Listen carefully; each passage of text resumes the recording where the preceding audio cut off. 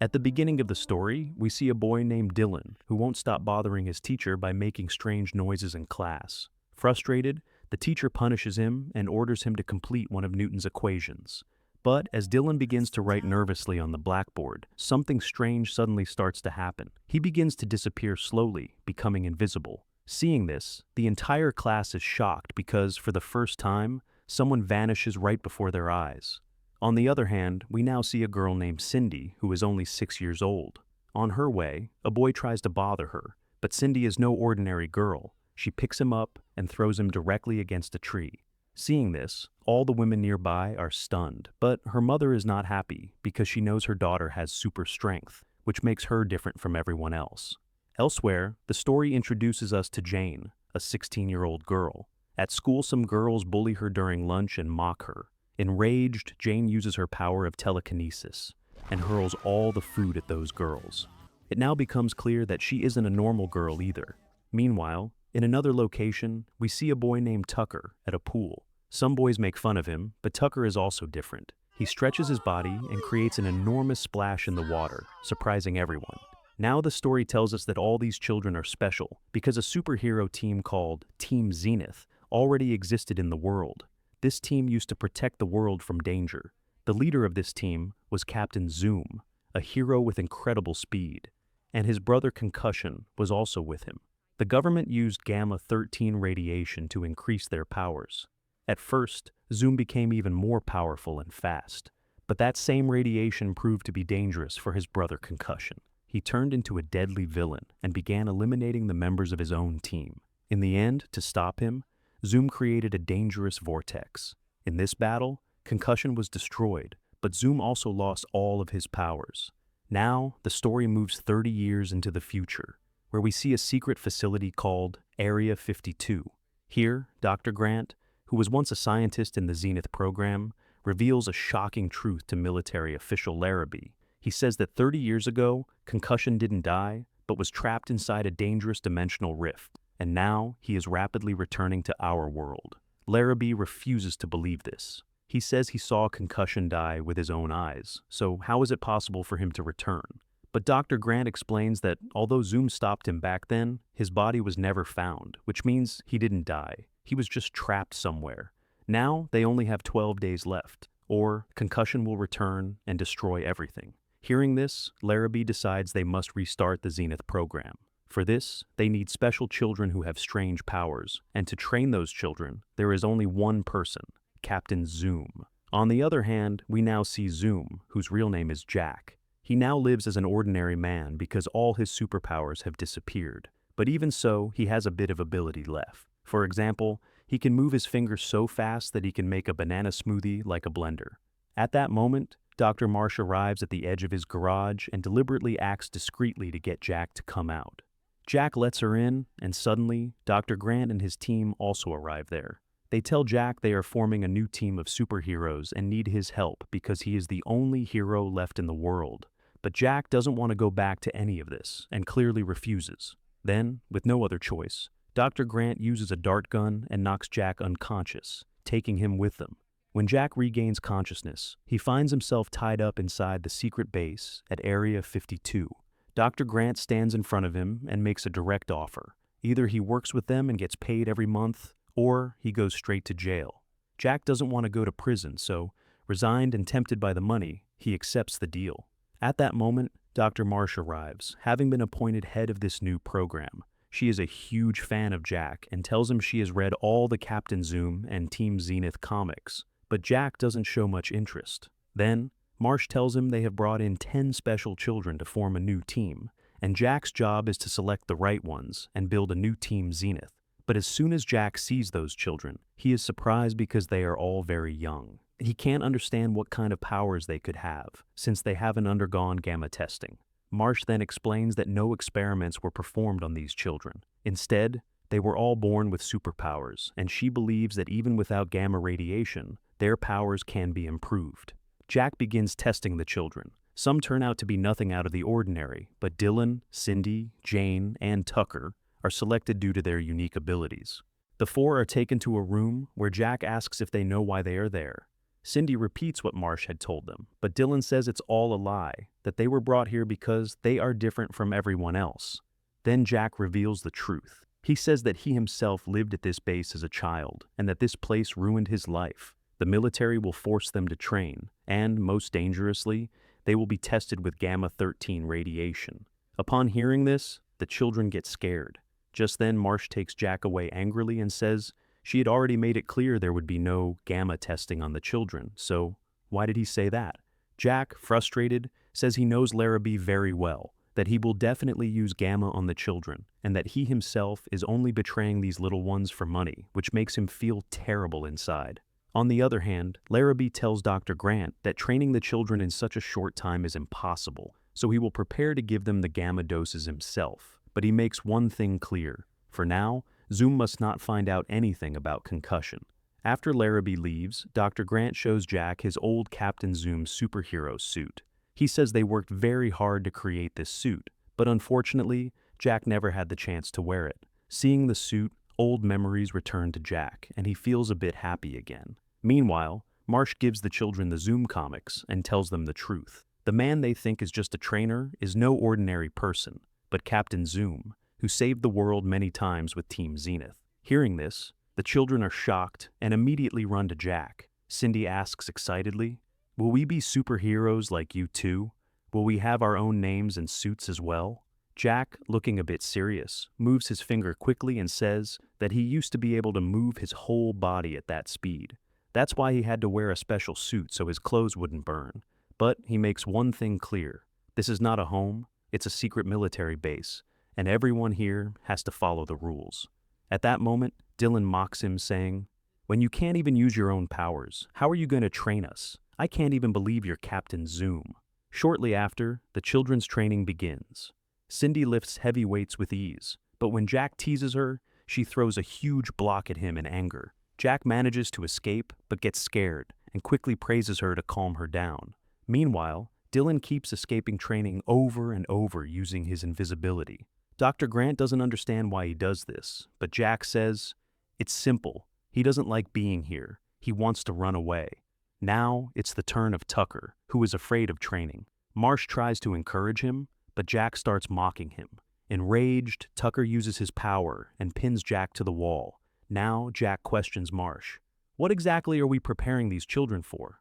But, surprisingly, even Marsh doesn't know the truth. Frustrated with Jack's behavior, she says, "In the comics, you were so good and heroic. Why have you changed so much now?" Then Jack reveals a bitter truth. He says that everything shown in the comics are just stories created by the government. The reality is completely different. Angry, Marsh walks directly into the meeting and asks Larraby what exactly the threat is that they are preparing the children for. At that moment, Jack also arrives there and asks the same question, but Larraby refuses to reveal anything and has Jack removed from the meeting room. After the meeting ends, Jack asks Marsh again, and she gets a bit sentimental. She says that when she found out Jack was coming, she was very happy because, as a child, she was also different, had no friends, and only found happiness reading Captain Zoom comics. But now she feels that Jack is just wasting his time with these children for money. Saying this, she returns angrily to her room. On the other hand, Jack takes the children to combat training when he suddenly finds his old robot friend, Peeb. Seeing him makes Jack happy, and he takes the children to a secret underground basement. There is a spaceship there, which excites all the children. They all get on the ship and go out for a ride. On the way, they even stop to buy some food and snacks. But their little adventure doesn't stay hidden. News about the spaceship starts appearing on TV. Seeing this, Marsh runs quickly to the basement, but by then, Jack has already returned with the kids. Angry, Marsh says, "You were supposed to be training them, and instead, you took them on a field trip. How can you be so careless?" But Jack ignores her words. At night, Cindy has a terrifying dream and gets scared, so she goes to Jack's room. Jack tries to send her back, but Cindy starts crying and insists on staying there. In the end, Jack lets her sleep on the sofa. Then Cindy asks an innocent question. "Are we really different from everyone else? And is that why my parents sent me here?" Hearing this, Jack is moved inside. He can't believe such a young girl was sent to this military base by her parents. Jack consoles her. "You're not different, you're special. Your parents sent you here so you can learn to use your powers the right way and help people." Then Cindy uses her strength to pull a sofa from the wall toward Jack and falls asleep there. Seeing her innocence and her power, even Jack is amazed. From the next day on, the children's training begins with full intensity, but things aren't going very well. Dylan continues to miss training and runs away over and over, and the other children also fail to perform properly. Because of this, Jane gets angry and blames Jack. She says that if Jack trained them properly, they wouldn't be having so many difficulties. Meanwhile, Jane, Tucker, and Cindy arrive together at Dr. Grant's control room. There, Dr. Grant is making some changes to the training system, but the three of them start pressing buttons on the control panel for fun. Suddenly, torrential rain starts falling on the training field, then lightning strikes and it even starts to snow. Seeing all this, the children get excited, but Dr. Grant is completely terrified. Meanwhile, frustrated by Dylan's behavior, the boy is locked in a special cell. Jack goes to see him, tells him about his old team and concussion, and then lets him out. Jack tells Dylan to focus his mind and find out where Jane is at that moment and what she is doing. Dylan tries, and suddenly he starts seeing everything. Even from a distance, he can see Jane inside her room. Then Jack explains that this is his true power, called mind sight. He tells Dylan that the team needs a leader, and that he is capable of being that leader. Now Dylan asks about concussion, but hearing this infuriates Jack. At that moment, Dylan realizes that Concussion was none other than Jack's own brother. Jack reveals that his real name was Connor, and that he was once a good superhero. He saved many lives, but the Gamma-13 radiation turned him into a dangerous villain. On the other hand, Marsha's listening to all of this in secret through the cameras. Seeing the new team reminds Jack of his old friends, and now he finally decides to truly train these children properly. Meanwhile, Jane keeps a chain as a final memory of her parents and believes that, because of her powers, her parents abandoned her. Dylan holds Jane's chain and uses his power to try and see her past. At that moment, Jack arrives with the research team. He says that now there will not only be physical training, but also mental training so the children can properly control their powers. Now Jack begins to train with all his heart, and under his guidance, the children start to improve rapidly. This time, everyone's performance is much better.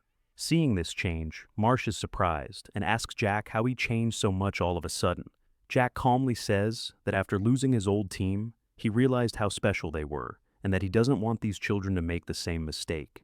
That's why he now wants to move forward, not just as a team, but as a family. Hearing this, Marsh feels happy.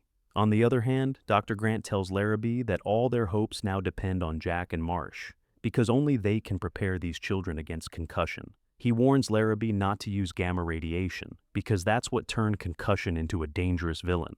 Dr. Grant explains that Concussion has now become even more powerful and could return sooner than expected. He shows a special device through which they can see the dimensional rift. Larraby says he can't rely only on the children, that they must also have their own plan. Then Dr. Grant explains that if the children can distract Concussion, he can catch him using his sonic net, and perhaps even cure him. He also says that if Jack still had his powers, he could trap Concussion again in the vortex and reverse the effect of the gamma radiation. Meanwhile, to celebrate the end of training, Jack organizes a small party with the children. Dylan gives Jane a necklace with her parents' names engraved on it, and a sweet connection develops between them. Cindy dances with her robot friend Peeb, and even Jack seems a bit happy with Marsh. But suddenly Larraby arrives and stops the party. He brings a dose of Gamma-13 radiation with him and says they will give it to the children in the morning. Jack immediately opposes this. He says it's dangerous for the children, just like what happened to his team, but Larraby doesn't listen at all. Jack realizes that it is now important to protect the children. So, the next morning, he takes them all discreetly to a secret location where there are no cameras. This is the same place where he used to spend time with his old team. Jack gives the children their superhero names, but none of them like those names, so each one chooses their own. Dylan becomes Houdini, Tucker calls himself Mega Boy, Jane becomes Wonder, and little Cindy calls herself Princess. Smiling, Jack says, "Now our family is complete, but we have to get out of here because a great danger is coming." At that moment, Dylan starts having visions. He sees that the military is preparing the gamma radiation. He immediately tells Jack that they are going to test it on the children and that the real purpose is to stop Concussion because he is still alive and is going to return. Hearing this, Jack becomes furious and goes directly to see Larraby. He asks, Do you really think these children can stop concussion? But Larraby doesn't listen at all and has him locked in a special cell again. Meanwhile, guards arrive to take the children for gamma testing, but this time, Marsh supports them. She uses her super breath to send the guards flying. Seizing the opportunity, Dylan and Tucker take care of the remaining guards, and together they go to free Jack. Jane pins a guard against the wall, and Cindy smashes the cell door with her strength. Jack is shocked to see all this, especially Marsh, because he thought she was on Larraby's side. But Marsh reveals the truth. She was also different since childhood, because she also has superpowers. Now, everyone reaches the underground basement, but the path to the spaceship is blocked. While Jack tries to open it, an alarm sounds and Larraby finds out everything. Quickly, everyone boards the ship and manages to escape. Jack tells Marsh, "Leave me where the dimensional rift is going to open. You take the children to a safe place." But this time, no one is willing to leave him alone. They all stay together. Jack arrives at the rift alone, and just then, Concussion returns. Enraged, he says, "You betrayed me. You left me alone for 30 years. And then he attacks Jack. Jack is weak because he has no powers. At that moment, the robot Peeb distracts him, and Cindy also joins the fight. Meanwhile, the military attacks with a sonic net, but Concussion breaks that too. The net moves towards Cindy. She gets scared and calls for help, and then Jack's powers return. He runs at lightning speed and saves Cindy, but she falls unconscious. Jack panics, but she soon recovers. Now the final battle begins. Jack returns wearing his Zoom suit. Dylan and Jane distract Concussion together. Tucker throws him into the air. Cindy attacks with all her might, and Jack spins rapidly to create a vortex. In the end, Marsh uses her super breath to push Concussion into the center of that vortex, and Jack expands it into a mega vortex. This time, the harmful effect of the gamma radiation is removed, and Concussion becomes a good person again. Finally, the brothers are reunited. Jack welcomes him back to Team Zenith, and now, together, they form a new team to protect the world. And that is how the story ends.